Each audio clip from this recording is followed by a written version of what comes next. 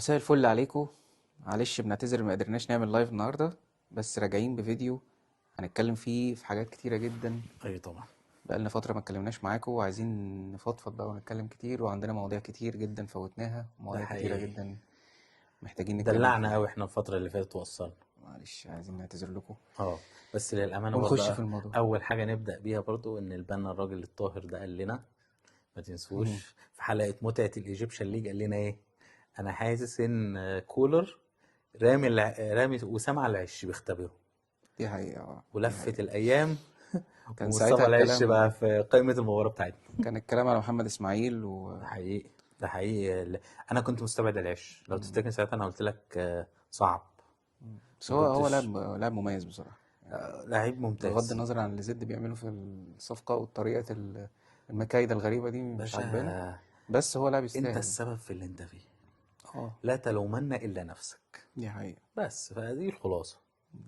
انت ايه رأيك في المراكيتو بتاع النادي الاهلي؟ احنا ماشيين بسرعة، الحمد لله سرعة السلحفة. تمام، حتة ان احنا عملنا اتفاقات والاتفاقات باظت والكلام ده، أنا مش مكدب الكلام ده كله، اوكي حصل وكل حاجة، بس انت لازم تكون مخلص كل اتفاقاتك، مش بتتكلم ومستني الناس اللي هناك يوفوا بكلمتهم. يعني مش الموضوع مش بيمشي بالكلام، الموضوع كله بيمشي بالورق. امم وبالتالي لما تقول انا اتفقت مع لاعب لازم اكون انا خلاص انا بمضي وبخلص الموضوع، زي ما كنا مخلصين صفقة يعقوب تقريبا بتاعت البرتغال، واللاعب اه جه وكشف طبي ما كانش فيها مشاكل خالص، كل امم حاجة كانت جاهزة وحصلت فعلا في يوم 1 يناير كانت ماشية. ايوه. فانت ما مشيتش بشكل رسمي، يعني ضامن نفسك، ضامن موقفك، انت كنت بتتكلم غرقونا اكتر. اللي مشوا وخدوا بالكلمة وتعاملوا مع الناس بالكلمة دول غرقونا. اه الكلام ده ما ينفعش بره بس هي يعني. الفكرة اللي مخليني مش قادر ادوس فيهم قوي اللي هو انا مش هو قانونا ينفع الاهلي يمضي مع النادي ومع اللاعب قبل يناير ويقول ان ويكون الاتفاق ان التفعيل في يناير، هل ده قانوني لا هو ولا مش لا؟ قانوني، هو لا لو قانوني مش جوه ولا قانوني بره. فهو ده اللي يعذرهم لان هم انت مالكش غير ان انت تربط معاه بالكلام. هو مش قانوني. لان انت لما ربطت معاه بالكلام هو ده اللي قاله كابتن مختار، يعني هو اللي شال الشيله. مم. طلع قال لك احنا اتفقنا رجعوا، احنا متفقين على 2 مليون. قال لك مش 4، قالوا لنا لا، قالوا لنا 8. فانت الافوره وصلت لايه؟ بحاجه مبالغ فيها، حتى مش انت ما اتكلمتش في نص مليون في مليون عشان نقربوا الدنيا، لا انت جيت قاطعها. واحد تاني قال لهم انا جالي عرض من اليابان احسن منكم وراح ماشي. العرض بتاع اليابان ده كانوا قالوا ان اللاعب ده خلاص الاهلي يخلصه، وبعد كده كولر رجع في كلامه او طول في الرد يعني عليهم. كان اللعيب فكان اللاعب اوريدي اتفق. ما احنا انا برضه. شايف ان القصه مش من بره بس، يعني هي اه هي تاخير في القرار. بص يا بنا، بالتالي فرق معانا جدا. انا وجهة نظري ان انت عشان مش حاطط ناس محترفين، انت حاطط ناس اهل ثقة. اهل الثقة يأمنوك بس يفشلوك في نفس الوقت. والمثل المصري القديم قال ايه؟ مم. ادي العيش لخبازه ولو كل نصه. ما هو انت شلت خباز ومشيته قبل ما انت جبت واحد ما التعاقدات، بيعرفش يعجن وما جبتش حد اي حد. فعجن الدنيا. ما جبتش حد. لا ما انت في يعني ناس يعني من غير انت ذكر اسماء. ما فيش آه، حرفيا و... بس يعني هي تايتل مدير فكرتهم. تعاقدات مش موجود دلوقتي. لا ما هو مدير التعاقدات، الفكره مش في مدير التعاقدات. مدير التعاقدات ما هو الا دور تنفيذي. ما هو وده مش اللي كنت موجود. ده اللي كنت لو تفتكر كنت بنادي بيه في المراكز اللي فاتت، قلت لكم المشكله مش امير، لا لا المشكله هي كده. احنا. تفتكر الناس مش عارفه المشكله في دلوقتي ان المشكله مش الدولاب. امير؟ لا لا. المشكله في الدولاب كله. دولاب العمل هو دولاب عشوائي عقيم، ماشي بمبدأ. عارف انت لما انت يكون معاك فيراري تتعامل معاه معامله اللاده. هم بيتعاملوا مع النادي الاهلي في 2025 بعقليه الاهلي 1999. مم. ففي فرق في السرعات. عشان كده احنا بعاد قوي ليه. انت بتعك. وانت ما انت باشا جيت تمسك العالم دلوقتي، انت حتى لما جيت تجيب مدير رياضي، كل الاحترام لرمضان، لكن هل هو مدير رياضي؟ هل هو دارس لده؟ انا هو نفسي برضه لما من نيجي هو نعين برضه من حد. الزمن القديم، فهو اصلا كان محتاج كوادر معاه. انا يا كان باشا محتاج ناس سيبك معاه. من الزمن القديم ولا الجديد، هتنازل على الحته دي. بس انت دلوقتي مش اي وظيفه بيبقى في حاجه اسمها جوب ديسكريبشن، مهام وظيفيه بالبلدي بالعربي هو شال صح. المهام كلها. انت تيجي تقول لي المهام الوظيفيه بتاعت 1 2 3 ماشي، ومؤهلاته اللي بتؤهله انه يعمل المهام الوظيفيه دي ان ايه؟ ان بنا ده راجل دارس كذا وكذا وكذا. طب يا باشا ما عندناش حد دارس. الحل بيقول ايه؟ هجيب راجل محترف اجنبي، بنا ده بورنيطه اجنبي حلو، وانا مصري ما اعرفش. هجيب بنا واقول له المساعد بتاعك عوامي، اقعد اتعلم واشرب الصنعه بالبلدي اهو من مين؟ الراجل المحترف المتخصص يمسكني سنة ولا اتنين، شربت ابني الصنعة، وابني ده يكون مؤهل وشغال بيشتغل على نفسه في الفترة دي جنب ده، اجي امسكه. لكن ما ينفعش اجيبك ايه، بص يا باشا احنا قلنا نبقى زي العالم فنعجن. ما هي هو مش هو مسميات. هو الكلام ده كله جميل جدا وانت عايز تنظم بيتك بقى، بس انت في مرحلة اهم ميركاتو بالنسبة لك عشان داخل على كأس العالم، فما فيش وقت بقى ان انت للاسف لا تشوف اجنبي ولا ما تشوفش اجنبي. امشي على قديمه، ان انا عندي مدير تعاقدات هو اللي هيروح يتفاوض، وما مسكش المصيبة حد يا كل بيه، حاجة يعني. المصيبة يا بيه فين؟ هو سيد ان عبد مدير الحفيظ كان ماسك التعاقدات، كان ماسك مدير كوره ومدير تعاقدات. لا، انت عملت كده في محمد رمضان، فهو اه، غصب عنه، انا ما ما اقدرش الومه، لا، طب كان لا لا عايز يجيب اه، ناس هو وما لحقش. مظلوم، هو اه، مظلوم. انت جبت، ما انا عارف ما انت جبته شايلته الشيله. هلحق ايه ولا ايه، هعمل ايه هو ولا ايه؟ انت جبته شايلته الشيله، اللي هو ده مثلا ممكن راجل يبقى كادر قوي جدا، انت دمرته بان انت رحت عامل ايه، جايب ومشيله مع جمعه. انت جمعه، انت تعمل كل حاجه، وبعيد فمفيش. عن الموضوع بقى له فتره، فكمان انا ده انا برجع لسه فكره مدير الكوره، انت بتيجي تقول لي والمساعدين حاجات تانية. ليه هم ناس غير مؤهلين. اتمنى تردوا علينا تقولوا لنا لا ده مؤهلين ومعاهم شهادات واحد اتنين تلاته، لكن في حقيقه الامر هو مش مؤهلين. هي المعرفه ان ده بس في علاقه نسب هنا، وان ده هنا انا بحبه. لكن انا ما شفتلكش، انا عشان احترمك واحترم اختيارك لازم تقول لي الاختيار ده مبني على ايه، مؤهلات اللي انا اخترته. انت راجل دلوقتي طالع بتكلم الناس، ايه مؤهلاتك؟ راجل دارس معاك بكالوريوس اعلام، صح؟ دارس اعداد وتقديم واخراج، فانت مؤهل للي انت بتعمله، صح؟ هي ما بقتش تفرق في القصه صيادتك دي. ما, صيادتك بق... اهو. ما بقتش تفرق في القصه دي، بس مش دارس ولا مش دارس؟ هل تستوي مع شخص خدها بالحب؟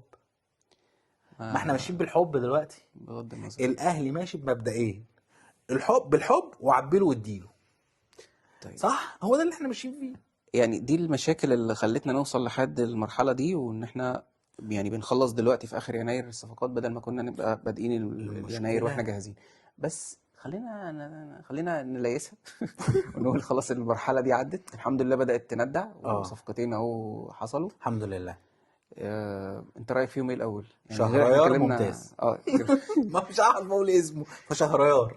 جراديسار أو جراديشار، مش عارفين لسه. هو ده شهريار ده، ما شاء الله لما شفته مختلف عن وسام. مم. هو حاجه ستايل متروفيتش كده، يعني لما شفته ده ستايل هو مترو. الجملة اللي انت بتقولها دي هي اللي مخليني متفائل بالصفقة، يعني انا ان شاء الله. مش مقتنع بالحتة اللاعب الاوروبي والمهاجم المحطة والكلام ده، بس لو متروفيتش هو اه، ستايل مترو النسخة المتوقعة يا ريت. مع 22 سنه. خد بالك الميزه في كده ان انت هي ايه، دي ميزة زائد برضه. ان الله اكبر معلش، يعني الراجل ده لما تيجي تبص على عدد الماتشات مع الاهداف، هو بيطلع، هو بيعلى، وبيعلى كمان حتى في الصناعه. السنه دي هو اصلا من ساعه ما بدأ لعب عامل 8 اسيستات، السنه دي بس 4. مم. فانت تفهم ان ايه، ان الكيرف بيطلع. انت جايبه مش في الذروه، بس انت جايبه هو طالع للبيك، هتاخد البيك بتاعه، هو وفي نفس الوقت تستثمر ايه، يعني انت الراجل ده كبير سنه ولا اتنين معاك وان شاء الله وتلاقيه ايه، تطلعه. بس اهم حاجه تديله، ما تدمروش زي ما دمرت يوسف ايمن، اللي انا لازلت عنده رايي هو واحد من افضل اللعيبه اللي احنا ظلمناه. كولر بقى دي مش بتاعت حد بصراحة، يعني ما هو الراجل هي ارجع ما برضو للي حكم عليه اخوك من شوط قاله، واحد. ارجع للي اخوك قاله. مم. اخوك قال لك ايه في الحلقه بتاعت متعه الايجيبشن ليج؟ قلت لك الاهلي فرقه فكه بتكسب فوز كذاب. السبب ان كولر مدرب اصبح، هو ما كانش كده، هو الاول كان مدرب عادل، هو حاليا اصبح مدرب غير عادل، بيطبطب وبيدادي. فلاعيبه الكوره لما تلاقي الميزان بتاعك مياس مش عدل، يتملعنوا ويتمرقعوا. لعيبه الكوره لما تلاقي ميزانك سيف زي جوزيه ما كان بيعمل كده في ابو تريكه، وزي ما كان بيعمل في نجوم مصر، تلاقيه جايب 3 اجوان الماتش الجاي بره التشكيل، مم. فاهم؟ او يروح يقول لهم في التدريب ايه، فين ابو تريكه، فين ابو تريكه، انا مش شايف نجم. بيقول له ايه، اوعى اوعى تحسب ان انت بقيت ايه، كبير على الفريق. انت كبير عشان معاك فريق، انت كبير بالفريق مش انت الفريق. لكن احنا عندنا ناس خليناهم حسسناهم ان هم الفريق، فاتملعنوا علينا، فضاع منك، ضاع منك حتى البديل لما جيت تحتاجه. كهربا قالها، خد بالك، بغض النظر عن ان كهربا مقصر في حق نفسه، بس انا بتكلم على الفكره. فكره ايه، انت ما اديتنيش عشان لما تعوزني تلاقيني. سيبك من كهربا، يوسف ايمن انت اديته عشان لما تعوز تلاقي. وانت عندك ده الفكره، انت عندك ازمه ورحت جبت باك لعبته مساك عليه. بص يعني عشان نفصل بس وندي الراجل حقه في حاجه، عشان احنا كل الناس مقطعه في كولر، فاحنا مش هنبقى يا معاهم، باشا مش انا هنبقى يعني جايين هم احنا كمان انا شايف انه احنا كولر، بنحبه. كولر له وده ده منظومه. ده ده مش كره ليه او اللي انا بهد المعبد، لا بس انا بقول لك فوق. انت لما كنت ماشي كده يا باشا، ما احنا هو روتيشن كان عليه عشان هو خاطره. كان ماشي كده ليه؟ لكن هو كان كده، هو دلوقتي بقى عامل كده. كان ماشي كده ليه بقى؟ عشان اه منظومة شغله كان فيها مدير كورة واخد مهامه، وكان صح. فيها مترجم مسهل عليه وعلى الجهاز الفني كله تأقلمهم في مصر، صح؟ فهو اشتريت كان بيعمل دوره الفني بس.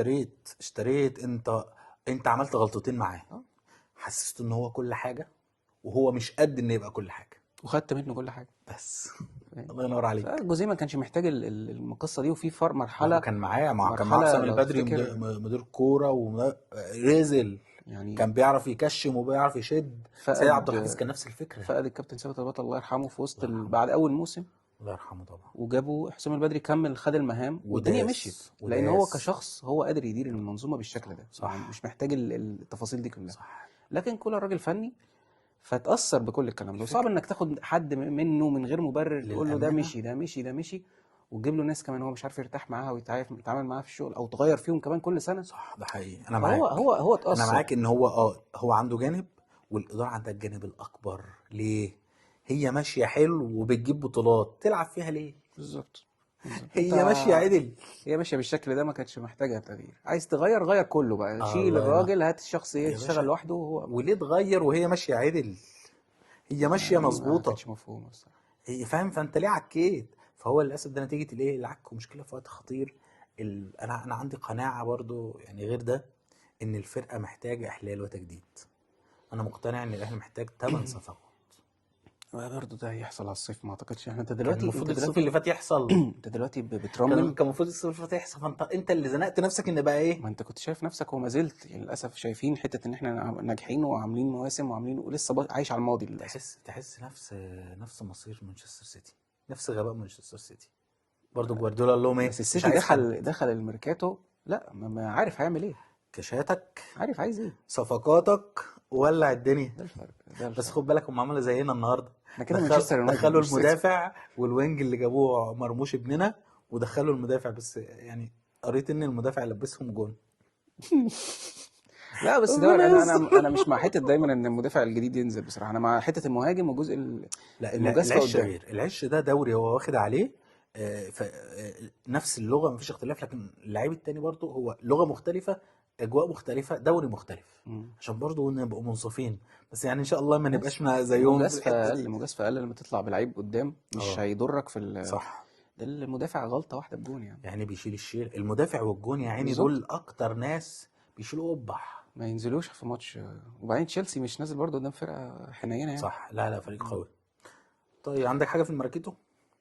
احنا هنعدي بقى الجزء السلبي اللي عمالين نتكلم عليه ده، وهنقول ايوه خلاص احنا دخلنا جبنا صفقتين حلو. اتكلمنا عنهم. مبسوط بيهم بصراحه. فاضل بقى يا صفقة يا اتنين. يا ثلاثه. كابتن شوبير حيرنا. بص انا عندي مم. اقتراح في الحته، يعني متخيل حاجه في الحته دي. تخيل انت ايه الصفقة اللي هتسعد الجمهور، عشان الكلمة التعمري. دي خدت الناس من فكرة ان في صفقة اصلا لمين الصفقة اللي اه هتسعد الجمهور. لبن قلبي ولا اه. بين الاردن. انا معتقد، انا وجهة نظري ان هو ممكن المقصود بيها ان التعمري اللي هو ميسي الاردن مم. لو جه، لان هم مديين النادي ان هم هيرجعوا ايه، هيرد عليهم يوم الاحد، عشان كده اعلان الصفقات يوم الاثنين. ان انت مم. مدي اخر فرصه ايه لغايه الحد، انه ده لو جه هقول لك مبروك. التعمري جه مع علي معلول ومحدش تاني هيجي. هو موسى عشان هو التعمري هياخد لو جه. الباكج كله، هو هياخد بالظبط، البادجت بتاعك كله. ما تستحملش تاخد حاجة تانية. تمام. طيب ما جاش، ورحت جبت حد من الشباب التانيين، ايفرتون او كوتيسا او بن شرقي. هنا ساعتها بقى هيبقى بن شرقي ومع واحد في الاثنين التانيين. انا شايف كده، انا شايف انه لو 4 صفقات او لان هي وبن يفضل شرقي برضه صفقتين. يسعد الجماهير. اه، لعيب قوي ولعيب في نفس الوقت الجمهور برضه. عارفه، ما هو هيسعد الجمهور ازاي وانا مش عارفك، ما صح لازم صح. يبقى اللاعب عارفه. وعارف الدوري وعارف كل حاجه، اللي هو ايه، ده هيجي يدور على طول. وبعدين مغربي. مم. احنا بنجمع منتخب المغرب. بنجيب كل اكس المغرب عندنا. وهي فكرة ان انا فاضل لي صفقتين، لو واحد فيهم فري يبقى منطقي. اه البادجت بقى تستحمل. وكده يبقى مفيش عليه معلول. اه. انت شايف اصلا ان علي معلول فرصته انه يتأيد ويفيدك، ولا العملية مش مستحملة في الاصابه الاصابات اللي احنا الاصابه فيها دي؟ دي لعينه. نوع الاصابه اصابه لعينه. الاصابه دي لو تفتكر جilberto من بعد منها هو جilberto رجع وجات له تاني تقريبا. بطل، ما قدرش، ما رجعش جilberto اساسا. مم. فاهمني؟ كتير من اللعيبه اللي جات لهم الاصابه دي اصلا عارف، اسال مجرب. مم. اصابه صعبه رزله قوي، وحتى لما بترجع ما بترجعش زي ما كنت. وهي جايه له في سن كمان يعني في الله اواخر ينور خلاص. عليك، السن بيفرق مم. قوي قوي قوي، وان كان هو مش كلي، هو جزء القطع بتاعه، مم. فده مخلي درجه صعوبته اقل شويه. لكن بص الكمبمبي بتاع باريس سان جيرمان، رجع منها لعب اتقطع تاني رجع عمل. دي بقى فانت هي دي. فاهم. هي دي اللي يعني اعتقد هي دي الحته اللي كولر خايف منها، حته فنيا معلول ما يتقيمش لا لا فنيا. علي، انا عايز علي اشوف انت علي معلول فوق ان هتشيل، انت تقيمه. هتشيلني مع ولا لا. أنا مش هيقدر. هي التقييم في كده يعني. فللاسف للاسف يعني عرفت اللي هو ايه. اعتقد انا ان كان يحيى. نفسي انا كان نفسي علي معلول يجيبها من قدام، ويقول لك حلو كده، اقفل هو وانت كتب في كتب ستوري لو اقفل تفتكر، اقفل وانت كتب فوق. ستوري لو تفتكر، هو متحضر للموضوع. اقفل وانت فوق، انا قصدي اقفل وانت فوق مع الاهلي. خلصت اللي هو معلش السنه سنتين اللي هيلعبهم مش هيجوا لك حاجه. مم. انت خلاص اوريدي قفلت اللعبه، وانت من الاساطير. اقفل على زي ما ابو تريكه كده عمل، قفل وهو فوق قوي. اه في لعيبه كتير حلمها تلعب كاس عالم وتبقى هي دي القفله، فبرضه ما تقدرش تلومه يعني. للاسف اخشن، مم. مستحيل. حتى الليفل ده اعلى من ان انت تستحمله دلوقتي. انت خد انت بالك، عارف لو رجع على ما يجيب فورمته. وين الكلام كان ان يحيى موجود فممكن يرجع يلعب وينج، دلوقتي هو محطوط في حته ان لو يرجع هيرجع يشيل الجبهه كلها اللي ما فيهاش حد، فاصعب عليه الوينجات صعبة بصراحه. قوي مع صعب. تقدم العمر. الاهلي عنده مشكلة كبيرة. الاهلي عنده قلبين الدفاع حاجة و30، الباكات حاجة و30، الهافات حاجة و30. ده ما انت نص الملعب ينفعش. الوحيد اللي عندك صغير ما عدا ده ما السولية. ينفعش. ايوه ينفع لكن اللي عارف انت المركز يشيل واحد كبير خبرة. ما ينفعش يبقى ايه، عظم الفرقة كله ناس تجاوزت 30، لان بعد ال 30 جسمك بيبقى حمادة تاني خالص. مم. الترنات بتاعتك، المرونة بتاعتك، القوة العضلية، كل مش حاجة بتاع ماتش بتنزل، كل السرعات. 3 ايام 4 ايام، عايز الله ينور عليك. تلعب ماتش كل فيبقى اسبوع لعيب، اخرك تاخد راحه. فيبقى لعيب عارف انت اللي هو ايه، مش اساس معاه شباب ايه، يهدوا ويشيلوا هم الضرب والطحن، وهو ينزل في الماتشات الايه الرايقة او الماتشات المهمة حتى. طب انت شايف في الصفقات اللي قلناها، يعني مم. سيبك من هم هيخلصوا مين او مش هيخلصوا مين، ايوه. مين اللي ممكن يفيد الاهلي؟ يعني بن شرقي، ايفرتون، احنا اتفرجنا على الناس دي كلها. بن شرقي، ايفرتون، كوتيسا، مم. وما اعتقدش هو الثلاثه دول اكتر ان الكلام عليهم. انت املك في موسى التعماري مخليك تحط اسمه انا عارف. I have a dream يا تمام. بني. وهو فعلا المفروض الرد عليه خلاص بكره.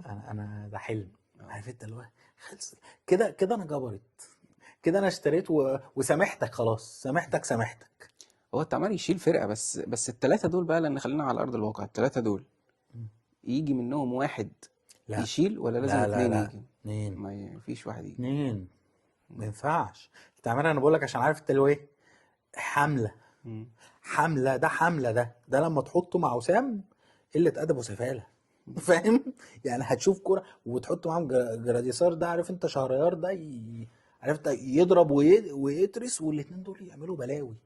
مم. فاهمني؟ هيبقى عندك ثلاثي مرعب، وحتى امام عاشور معاهم يبقى ثلاثيه قله ادب. حسين الشحات يسخن مع الناس دي قوي وياكل عيش، بس حسين الشحات عدى ال 30 ما اقدرش اشيله، يشيلني موسم. يبقى بديل استراتيجي بالنسبه لي. الاولى احمد عبد يشيل القادر، بس شاب صغير مش كل ويقدر يشيل. ماتشات، مش كل انا بقول ماتش. لك يبقى بديل استراتيجي، اللي هو ايه، بياخد ماتشات بس مش كتير. دي كانت ميزه كولر في الاول، ان انت كنت لو تبص عدد اللاعيبه اللي لعبت في الموسم كان رقم كبير قوي، ما حصلش في تاريخ الاهلي. هو عشان ما كده هي الاهلي عشان كده انا وقف. دايما لما برجع، لما بحس ان هو يعني الكلام على ان كولر ظالم اللعيبه، كولر ظالم اللعيبه، رغم ان ده بيحصل وان في لعيبه فعلا ما خدتش فرص، بس كولر اكتر مدرب لعب ناس ايوه، مرايه. ما هبنا صلى على النبي. انت عملت الصح، لما ترجع عنه لازم احاسبك، ما انت عارفه. منطقي يا منطقي. اخي ده انا صعب عليه لما في ماتش سموحه عمل خطه جديده والمكنه طلعت قماش، قال لك ايه، لا يا مين ما بعظيم حصل اصابات هبل. في الماتش برضه. يا ده ماشي. فقد الاثنين يا بيه طب بعد المحترفين كده، اللي باقيين.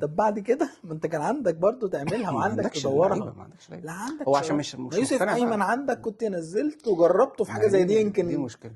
ما هو الدبيس ما كنتش طايقه، بقى اهو. دي المشكله، انا مش المكنه عارف، انا طلعت مش عارف حتى قماش. اصلا بياخدوا ليه احتياطي. طب انا واخده ليه؟ نكد. واخده بس كده. نكد وربنا. يلا. هي ما هي مدربين، دي مشكله، قناعه المدرب دي اصعب حاجه، عمرك للاسف. ما هيعمل اللي في دماغك انت. باشا رافض قندوسي، عارف اللي هو ايه. يا ربنا مسامحه. طب احنا دلوقتي في حته، احنا قبل ما ندخل على ماتش بيراميدز، احنا في حته انه بن شرقي الصفقه اللي هتسعد الجمهور، ده اكتر حاجه الناس متوقعاها، لا شك. والصفحه اللي هتصالح بيها الجمهور، ودي حاجه تخوف جدا. ان تخيل انا هنخش بقى في ضجه ان احنا نكيد ونتكلم ومش عارف ايه، بس مش بنحل بس بن مشكله شرقي مش الفرق. بتاع مكايده، مش مش زي كلاعب، لا امام. انا بتكلم كجمهور. انا فاهم بس ان انت. الجمهور هيتلهى في حاجه، ولا احنا عايزين نحل مشكله الفرقه. هو بص، انا مقتنع بشيء. مشكله الاهلي اكبر من الصفقات. الصفقات ما هي الا مجرد مسكنات هي في الاخر تدي لك الموضوع ده. نفس كام ماتش على ما انت تكون ايه، رتبت بيتك تاني وظبطته. لجنه السكاوتنج قول لهم شكرا جزاكم الله خيرا، مع السلامه، والقلب داعي لك. الصفقات. هات لي ناس متخصصه، رئيسهم يبقى راجل متخصص دارس فاهم هو بيعمل ايه. تمام، المسؤول عنهم يبقى متخصص. تمام. اتنين، الاهلي محتاج تدعيمات في جهازه، جهاز كولر نفسه. قول لي ليه. مش معنى. صلى على النبي. احنا برضو انت بنلف وبنرجع للمشاكل. الموهبه قلت في العالم. لا دي حاجه مش بايده. الموهبه في العالم كله قلت، مش في مصر بس. فلجأ كل فرق العالم لايه؟ خد بالك انا رايح الاعب فرق كاس العالم صح، فلازم على الاقل ابقى قريب من مين، من الليفل ده صح، ولا ادور على اللي عندي؟ لو على اللي عندي مش المفروض. هتطور واروح اترن واروح. لكن انا يا باشا محتاج ابص. العالم دلوقتي بدأ يعمل ايه؟ بقى في مدربين متخصصين، لدرجه ان كان في عركه ما بين السيتي وارسنال على مدرب الاوتاد. مم. صح ولا لا؟ لان اصبح في مدرب للاوتاد، اصبح في مدرب للركلات الثابته، اللي انت عندك جوهرتين، جوهره اسمها يحيى عطية الله ووسام ابو علي. داخلين ماتش مهم انت من غير مش الاتنين عارف دول. تستغلهم. انت بتستغلهم كده بالحب. عارف انت ليه؟ جت ماشية امين، ما جاتش نعمل ايه؟ فاهمني؟ لكن لا، لما تجيب بقى واحد متخصص ده، لما تجيب مطور اداء، حد زي احمد جميل كده. شفت انت احمد جميل اللي بيشتغل مع معظم لعيبه الكوره، بس برضه بيبقى شغل ايه، عشوائي، مش منظم، مش بترتيب معاك، مش تحت امرتك انت كمدرب. انت اللي تقول له البنا عنده نقص في 1 2 3 اشتغل لي عليه. ومش واحد، فاهم؟ انت تجيب مثلا ايه، ده الاهلي انت عندك 30 40 لعيب، لازم تجيب ايه مثلا 5 متخصصين، واحد للدفاع، واحد للهجوم، واحد لخط الوسط، للباكات، للهافات. انا شايف احنا في مرحله، انا بس محتاج المرحله استغل. الانتقاليه دي. معلش اكملها لك عشان تبقى كملت. فانا محتاج استغل الركلات الثابته، عشان في ماتشات مش هتخلص غير بده، مم. وهيقلل لي الجاب. فكره نقص الموهوبين ثلاثه، فكره ان لما ما بقاش مزنوق ان لازم اجيب ده عشان اللي عندي اقل منه، لا هم قريبين كلهم من بعض. فلما يبقى عندي حلول تانية اعرف احلها، لما انت تتنطط عليا وتقول لي مش هديهولك غير ب 60 وب 70 مليون ولا ايه، خليهولك. هو الكلام ده كله صح. الكلام ده كله صح، مفيش خلاف عليه. بس انت في مرحله 6 شهور، انت لازم تمشي بمسكنات.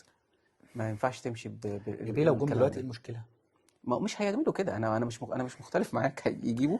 هو احسن حاجه مش تيجي، انا بقول احسن حاجه الصح. تنقذك هي كمدربين متخصصين. ده الحته الحل. لو الاداريه عارف انت دي ايه، مش ما وقتها. انت بص رضا سليم قال ايه؟ محدش قال لي يا مشاكل اللي عندي. صح. صح ولا لا؟ تخيل بقى لو في واحد شغلانته ان ايه، دول بره خالص، صح؟ تعالى يا ابني، انت عندك عيوب 1 2 3 هنشتغل عليهم. كده انت تبقى حتى بطلت اي مبرر للعيب زي كهربا، لعيب زي رضا سليم، لعيب زي احمد عبد القادر. صح ولا لا؟ ما هو وهتستفيد بمواهب. خد بالك انت اللي هتاخد لعيب عادي، هتطور منه، هتاخد بيه بطولات، وهوب هتبيعه بضعف ثمنه. فانت اللي هتجيبه بملاليم، اصلا المدرب ده هيجيب لك ملايين. يا عم، ده احنا اللي بيتباع ب 2 مليون بقى نفسه 600,000 عشان خاطر لازم نبيعه وخلاص. عشان انت ايه؟ هي عشان قصص انت إدارية أكتر. بتطفيه. عشان انت بتطفيه ما بينورش، صح؟ لكن انا لما اجيبه ينور، لما اجيب لعيب ب10 قروش وابيعه بارقام كبيره. بس امتى يبيعه وازاي يبيعه؟ لما يبقى في تطور واللعيب عامل طفره قويه. فاهمني؟ لان انت دلوقتي زي ما قلت لك مفيش مواهب، المواهب قليله شحيحه، وبتدفن من تحت من الناشئين، بيخلصوا عليها المدربين، بيختاروا فاهم انت وفق حاجات تانية كتير غير الموهبه. تمام. فانت دلوقتي اللي بيطلع لك، الكريمه اللي طالعه لك ضيعه. لو اعتمدت عليها رحت في داهيه. ما انت مش هينفع تجيب ال 11 لعيب اجانب، صح؟ فانت مضطر ان انت تتعامل بايه؟ بالعوامي وبالبن. طب الحل ان انا اعمل ايه؟ اطور ايه؟ عوامي وبن. هي بص، الحلول دي احنا مش على ارض الواقع، احنا على ارض الواقع احنا مش دول اللي ماسكين، يعني اللي ماسكين مش في دماغهم كده للاسف. ما انا بقول تمام. عشان الحل عسى فاللي يسمح. ماسكين كمان مضغوطين بفكره ان هم ما عملوش صفقات فبيجروا في الصفقات، فهم اصلا دماغهم حاليا مش في كده. عشان كده بقول لك الصفقات مسكن. وانت لو هي عايز هتيجي، بص، تتكلم الصفقات في هتيجي حلول، هتسكن بس مش هتحل. فانا بقول لك ما انت بعد عايز ما مسكن، تسكن انت مش عايز مسكن يا بعد بنا كاس اشتريه. العالم بقى، هو بعد كده لا بعد ما كاس العالم. ينفعش، ما ينفعش. هتروح تشيل قبح وتيجي. ما هو حلك ايه؟ حلك ايه؟ ادعم الفرقه ان الدكه تبقى زي الاساسي. انسى. انت رايح كاس العالم مش هتستحمل الماتش التاني ولا التالت ان الفرقه تقع اصابات الاهلي والكلام ده. الاهلي يوم ما عملش اللي بقول لك عليه صدقني هيبقى باين ليه. انت رايح قصاد ناس هو ده شغلهم اساسا. ما هو ارسنال الحل. السنه دي بهدل مانشستر في الماتش بتاعه ازاي؟ كورنرات وركلات ثابته. كسب الماتش. تحس ان الكورنرات والركلات الثابته كانت بلانتيات. ايفرتون، قصدي لا مش ايفرتون، استون فيلا، مم. نفس الفكره. بتلاقي بتاع المتخصص الركلات الثابته ده والاوتات ده بيقف عند الحاجات، اعمل كذا، وبتلاقي ارقام. بتلاقي ارسنال جايب حاجه و40 جون بسبب ده. انا مش بكلمك ان الناس دي اتسببت ان انت جبت جون ولا اتنين. انت جبت، انا شفت الرقم حاجه و40 جون. رقم مفزع، صح ولا لا؟ حاجه و40 جون دول لو اتحطوا لك او اتحط لك انا يا نصهم سيدي، يكسبوك انا ماتشات متفق قد ايه؟ معاك، انا متفق معاك، الكلام ده كله حلو، بس اللي هينفذ مش موجود، او اللي هينفذ مش في دماغه. هو في دماغه دلوقتي ولازم يتقال له يا بيه. وتحت ضغط كاس ما العالم. بيتقالوش، احنا نقول. ايوه، احنا انا بقول بنقوله، بس انا بقول لك الصح. الكلام ده عشان تبدا تتكلم فيه لازم تخرج من مرحله الضغط بتاعت كاس العالم. كاس العالم عايز فرقه تقيله، الفرقه التقيله دي انقذها دلوقتي مبدئيا. ما معكش فلوس تجيب الفرقه التقيله. لا انت، ما لا احنا انت اتحطينا في ارض دلوقتي، الواقع. انت مش دلوقتي اتحطينا في ارض الواقع. لما جيت تقول اجيب واجيب واجيب لقيت ما جبتش حد. ما انا بقول لك بقى الموقف اللي احنا فيه دلوقتي، انت فاضل لك صفقتين، لازم تبقى يعني ما تسترخصش بقى وتروح تقول انا هجيب اللاعب الفري، هجيب واحد بس، لا يعني، يا تجيب والصح لعيب تجيب تقيل اتنين. زي التعماري مثلا، يا تجيب اه ده حقيقي. اتنين يشيلوا الدنيا، ده حقيقي. عشان تيجي بقى في الصيف اللي قبل كاس العالم اصل انا خد استغل كل بالك. الاعارات الهدايا اللي خد هتجيلك. بالك ايوه، ما هي خد بالك انا ليه بقول لك اشتري بالتعماري بس عشان في تريزيجيه جاي. لا ده انا عايز الاثنين، انا عايز فاهم. لو التعماري اوكي، لو اتنين وينجين دلوقتي ماشي، مشي ده الست شهور بتقوم الفرقه، ايوه. بس يجي تريزيجيه ويجي حمدي فتحي تريزيجيه واحمد فتحي و... مهمين ومنعم مهم ولو جدا. المهاجم ده لا قدر الله ما اشتغلش هات بو نجاح، فاهم؟ ايوه. لازم الاساسي يبقى زي الاحتياطي، الاحتياطي يبقى زي الاساسي. ده معاك. انت هتيجي الماتش الثالث قدام معاك بورتو. وعلى فكره احنا قلنا الكلام ده لو تفتكر برضه، مم. قلنا لازم ايه في الاهلي، لازم اللي الدكه يدبدب ورا اللي بيلعب عشان وفي اللي بطولة بيلعب يخاف زي دي، ويشد. وفي بطولة زي دي لازم الدكة جاهز، لأن أنت وطبعا. بتيجي دايما في في كأس العالم، في كأس القارات لو تفتكر المنتخب، بتيجي في ثالث ماتش الفرقة كلها بتقع، ده حقيقي. لو مفيش بديل وساعات هتلاعب بيحصل لك بورتو اصابات اصلا البرتغالي، قدريه توديك هتلاقي في نفسك ده. بتلعب بورتو البرتغالي بالشباب بقى والناس اللي ما بتلعبش وخالد عبد الفتاح والكلام ده، مش هينفع. الله. مش هينفع. الله. عارف ده فلا فيلم يمكن. رعب. انت مش مدرك ده فيلم رعب. ف والله. مش عايز ادخل في الماتشات دي لأن مش لا هنتكلم طبعا عشان خاطر يودينا الماتش لا لازم، بيراميدز. الاساسي عندك يبقى زي الاحتياطي، فده توصل كاس العالم وانت المرحله دي. مم. احنا في يناير احنا محتاجين الصفقات اللي بقول لك عليها دي عشان بس نوصل لكاس العالم. واحنا معانا فرقه ممكن الاساسي بتاعها كويس، احنا اه. عايزين الاساسي دلوقتي يبقى كويس. طيب الفرقه بقى اللي احنا فيها دي، اللي هي لا معاها صفقتين ولا معاها تريزيجيه ولا معاها حد، داخلين يلعبوا بكره بيراميدز ان شاء الله. ماتش بيراميدز بالنسبه لي هو ماتش الدوري. مم. الدوري هيتحدد بكره. يا قول لي ليه. يرجع مش فكره ثلاث يا يروح. نقط مش فكره 3 نقط. مم. فكره ايه؟ ايه اللي بيخلي بيراميدز ما بياخدش بطوله الدوري السنين اللي فاتت؟ نفسيا. الله ينور عليك. حتى السنه اللي فاتت اللي عمل فيها ارقام تاريخيه بالنسبه له ما يقدرش يعملها كتير، ما يعرفش يعملها اساسا. مم. تاني، هو كان معتقد 100% ان انت ايه، مستحيل تحصله. انت بكل جبروت رحت عامل ايه؟ طن طن طن ورحت ايه؟ قشش الاخضر واليابس. فانت نفسيا دمرته، بدليل ان بعد ماتشك حصل له ايه؟ هو بدأ يفقد نقط، خلاص فصل. هو كان رابط فك. الموضوع بيك. فك مع السلامه. فهو جاي لك بنفس المبدأ. هو عنده في ازمه نفسيه تجاهك، انت بالنسبه له البوبع. وتجاه كولر على فكرة نتائج كولر الله فعلا ينور عليك. إيجابية، صح. 5 ماتشات فوز صح. وماتش واحد خسارة. معاك. فانت ايه، في بوبع، مم. في حاجز نفسي ايه بيخسرك اصلا. هم صدقني بينزلوا خسرين 1-0، وقدام بس انت الجمهور كمان. تصدق وتدوس عليهم. مم. انت تصدق ايه وتدوس عليهم. لكن الفكره لو هو لا قدر الله كسب، واتمنى ان شاء الله ده ما يحصلش، فاتمنى اسوأ الظروف نتعادل. اسوء الظروف. التعادل عشان عارف لسه اللي هو بيراميدز ايه، هيلعب اللي هو الزمالك، لا عشان فهيخلي المسافة نفسيا، قريبة. هو كده كده هيقع. انت فاكر هو مش هيخسر بنقط؟ هيخسر، ما انت بس لو هتخسر. كسبك لا مش هيخسر. أه، لا انت كمان هتخسر انا عايز اقول لك حاجه، لو تفتكر في اول الدوري قلت لك ايه؟ قلت لك الدوري ده مش ده نظام كاس مش دوري. وكله هيقل، اللي هياخد الدوري ده مش احسن واحد، اللي هياخد الدوري ده اقل واحد هيخسر.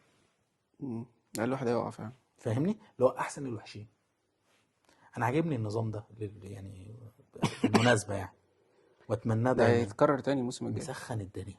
هيتكرر. الدوري السنه دي حلو، احلى من السنه اللي فاتت. السنه اللي فاتت كان ميت، ملوش طعم. السنه دي لو تاخد بالك الفرق كلها، خد بالك مش انت بس اللي بتخسر وبتتعادل، كله بيخسر وبيتعادل. والتعادلات عددها ضخم ليه؟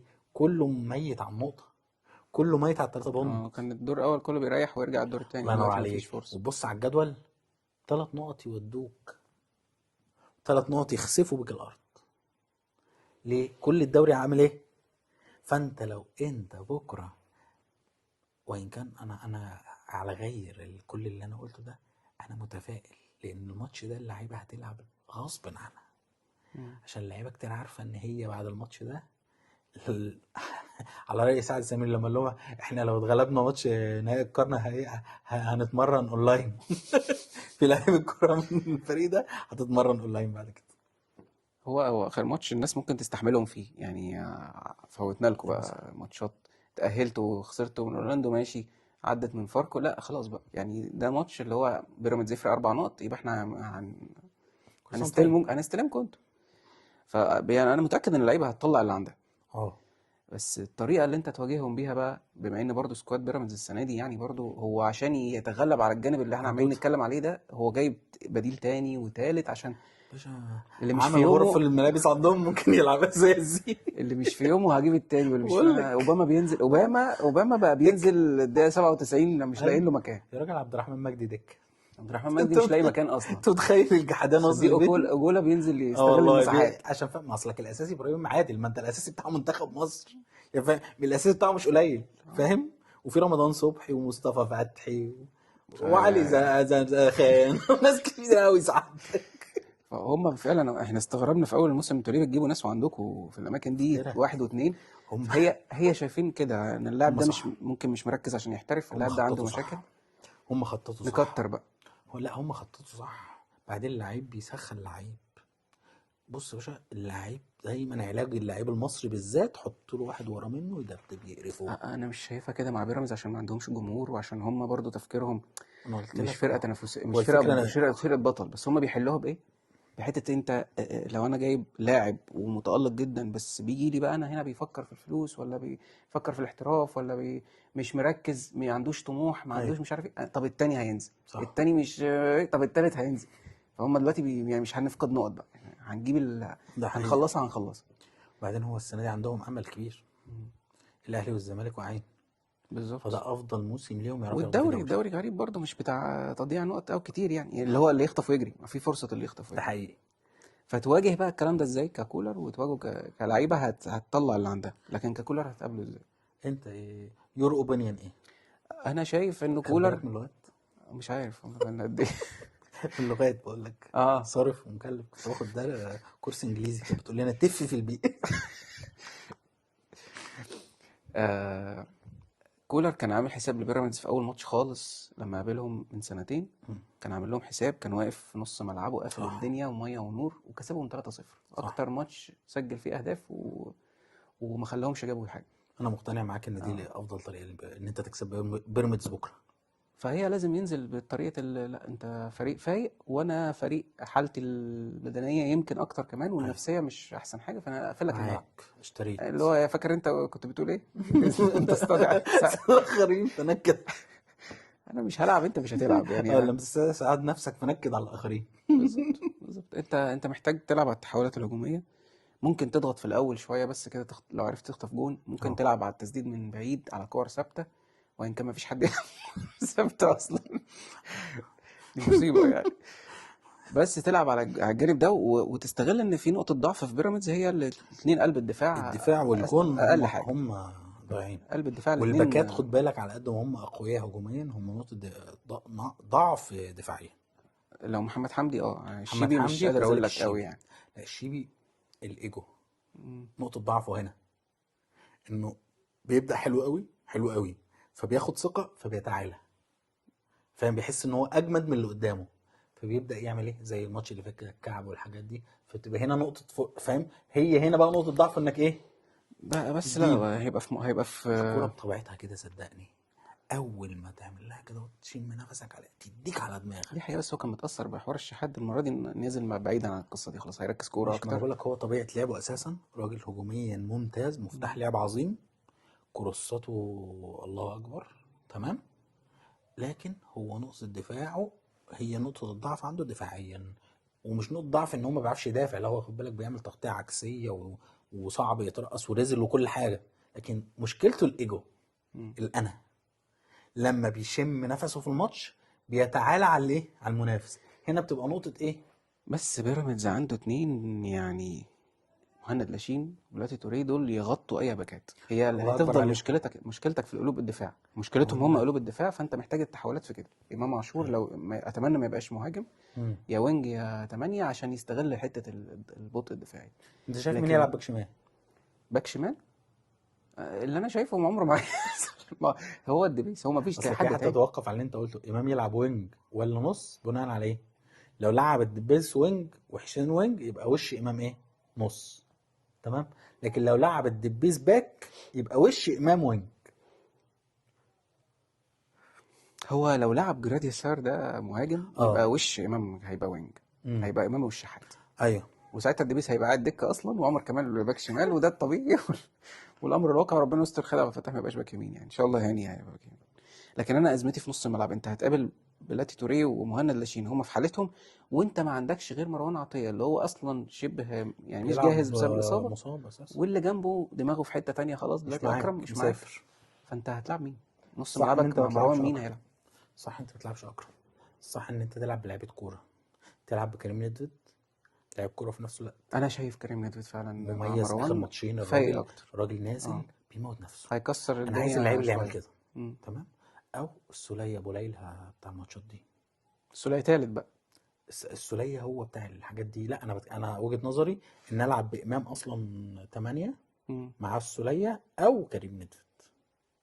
انت مش عايز او تلعب مروان؟ لا، لا مروان مروان. 6 كده كده مروان ثابت، ده ملك النص اساسا. ده مروان باشا والسولية انت وامام. بتحط مروان بعد كده تفكر، مم. يعني عشان بس ايه نبقى واضحين.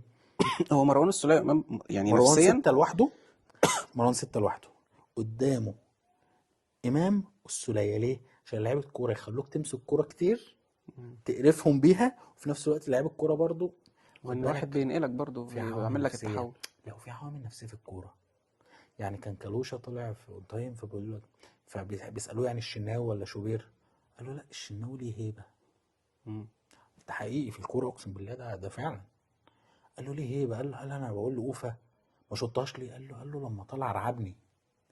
هو هنا اللي رعبه مش فكره هو لو اي حد تاني مش هترعبه هيحطها، بس فكره ان ده الشناوي عارف ليه تاريخ ايه، ليه رصيد بيخوفك، ليه رصيد، نفس الفكره السوليه، ليه السولية رصيد انا اشوف وتقل، السولية وجوده ليه مهم رصيد في الماتش ده. وتقل، فاهم، مع امام عاشور برضو وبعدين ليه انت في رصيد وتقل. التحول محتاج حد ريكورته حلو. يعني السوليه برضو هو من نيدفيد احسن الناس اللي ومروان، بتطلع كرة نظيفه نيدفيد في ومروان الاهلي، هتبقى صعبة شوية. وانا عندي وجهه نظر تبدو مجنونه لكن اقولها وامري الى الله، لو انت عايز السوليه يكمل ويقعد اطول وقت في الملاعب سنتين ثلاثه كمان، لعبه ليبرو في خطه ثلاثه، مم.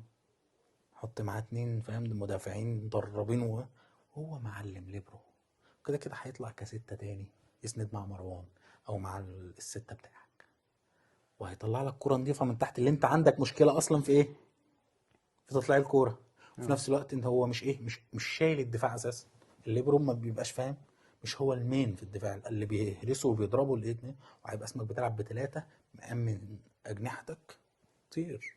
انت برضو محتاج الماتش ده يبقى معاك دكة، يعني انت معاكش ناس. انا نفسي، فعشان كده ما تغامرش وتنزل بكله، يعني انا مش مع حتة قفشة وامام في انا اساسيين. لا مش قفشه، انا عايز قفشه الشوط قفشة التاني عشان برضو ايه لازم. الهيستوري التاريخ، بالظبط. فاهم انت اللي هو ايه ده ويبقى عندك عامل حل. نفسي، عامل نفسي مديك، عارف انت الابر هاند اساسا اليد العليا ليك فيه، ما مم. تخسرهوش ابدا. فعلا. لكن انا عندي وجهة نظر، بكره لو كولر رقص الكل ولعب بثلاثه ورا، زي ما قلت لك خلى التالت بتاعهم لعيب كوره، العش بقى. هيعمل صدمه ثلاثة في ثلاثة دفاع اه العش، العش هيعمل ينزل. صدمه لبيراميدز وللفريق اللي قصاده، وفي نفس الوقت هيبقى في حافز للاعيبته. خد بالك تغيير الخطط بيبقى ده جزء منه، ان انا اللعيبه خلاص في مفيش حوافز مفيش، فبعمل لهم حاجه جديده تخليهم ايه، يبتدوا يفوقوا، يبتدوا يركزوا ان لا انا مطلوب منه حاجات جديده، فهنا بيطلع اقوى حاجه عندي. طب انا اقول لك على حاجة، قول. انت قول التشكيل بالخطة اللي انت نفسك تحصل دي، وانا اقول التشكيل بالخطة التقليدية المتوقعة. طيب تمام. نتجنن. ماشي. هقول العش شمال، رامي ربيعه يمين، تالتهم عمرو السولية. ده قلوب الدفاع. تمام، تلاقي ماشي. ما خدت التلاتة. عمرو تمام. السولية. تلاتهم عمرو السولية شطحت يلعبني جامد. كورة. ماشي. تمام، اعتبرني مجنون. ماشي. ماشي. عندك قدامه، هنا هتضطر اسفا انك تعمل ايه، تحط مروان ومعاه ستة كمان.